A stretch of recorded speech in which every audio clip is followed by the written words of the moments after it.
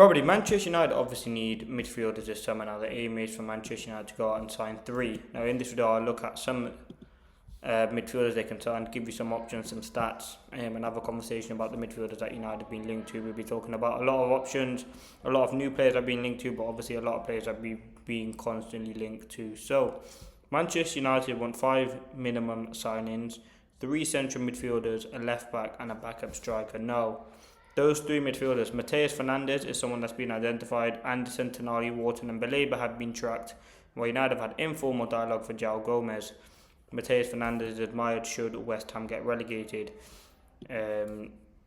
Sources indicate United are actively eyeing Atalanta's Edison, who's a solid Category B, and Baleba, while Fernandes is creeping up the club's midfield shortlist as he continues to perform admirably despite the London club's possible relegation.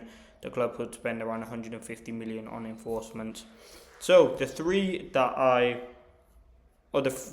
I'm going to talk about. The first one is Tchouameni. Now Tchouameni is 26. We've mentioned him a lot. He's been linked to United in the past few weeks.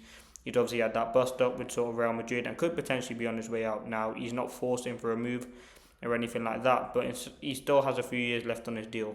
But for me, he is a premium level midfielder. He's an A tier. He's a top class midfielder, and I think he's someone that would massively improve United. He'd be the perfect Casemiro replacement. He's slotting well. I think he'd work well with Tchouameni. I think we need someone who can sit in front of the back line, shield the defence, and ultimately just protect that back line. Move up and down the pitch, scan, pass the ball, distribute the ball. I think he can do that fantastically well. He's someone that United have tracked. Obviously, he does have a few years left on his contract and will probably cost you 70 million. Now, the strength, as I said, he's got European experience. He's an elite passer of the ball. He's physical, can win the ball aerially. He's class up there with one of the best in Europe. So he's someone who's very, very good at doing that. Now, the main negative, I would say, it's not even his temper. It'd be the midfield. Sort of adaptability to the league. We've seen players struggle to adapt, especially at Manchester United, and I'm sure because he is a top level midfielder he would adapt. Sometimes he can get caught lacking on the ball, but overall I think he's a very, very good option and someone that I think United should definitely look at bringing in. He is my second choice for that A tier sort of top class quality midfielder. Now the second player that I'm going to talk about, this is my main choice, Elliot Anderson. 23, plays for Forest. They're looking like they're going down, they're out of Europe. He's someone who would definitely leave. Now, obviously, United, looking like he's going straight to Manchester City, will obviously try and sort of lure them in to get a deal with Champions League secured. United will now be looking at their target. And I think Anderson, for me, is my favourite midfielder to watch in the Premier League. I think he's brilliant. He's not my favourite in world football. I think that's Vitinha. I think he's brilliant. But what Elliot Anderson offers you is composure on the ball, ability to break up play, but also get a goal, progressive passing, Premier League experience, European experience.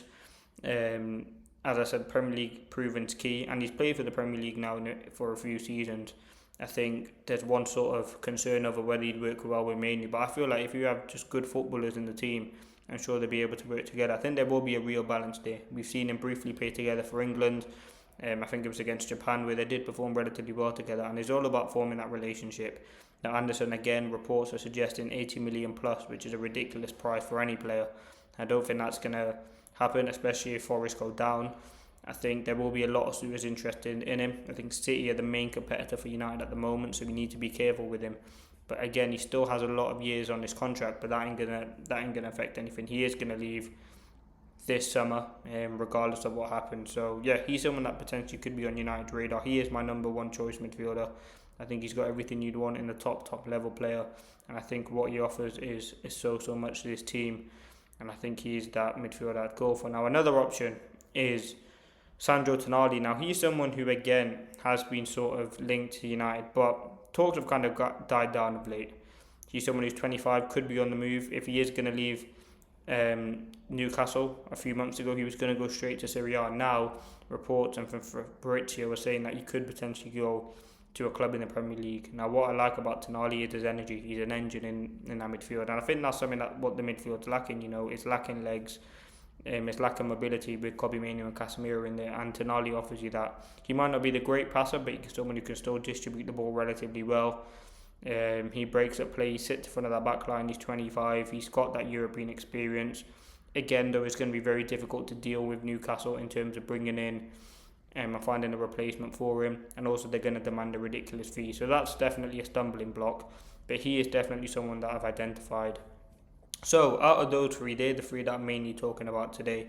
I'll do a separate video talking about sort of the Class B, and then the ones below that. But out of those three, in terms of if I have to rank them, it'd be Anderson 1, Tchouameni 2, and then Tonali 3. I know Tonali does have that experience, but for me, Anderson is the best, and then Tchouameni is second best in class. I think he is a really, really good footballer. But for that number 6 position, the best position to replace Casemiro, why not get someone who's played in the Premier League, got that experience, got that quality, and if you can't get him, go get the next best thing, whether that's one of Europe's best midfielders, tenacious, energetic, passing ability in Tchouameni. So yeah, listen, all three are very, very good options. I think United will be lucky to get any one of them. I think they would massively improve their squad. You're looking at replacing Casemiro with any of those. I'm sure there'd be three massive signings and improvements to revolutionise this Manchester United team. Now, it's going to be difficult to obviously get the deal done, but I'm hopeful United can get one of those done. But they are my three. As I said, Anderson 1, Tchouameni 2, and Tonali 3. Not saying that I would be unhappy if we got Tonali. That's just my preference and what I think Manchester United need. But you can let me know what you think.